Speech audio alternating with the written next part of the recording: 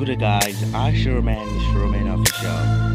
After visiting some ICT and CBT centers yesterday, I found out that Jambites 2022 have been having some problems related to their examination. One, after a series of studies, I found out that many students were not able to find the system of answering JAMB questions.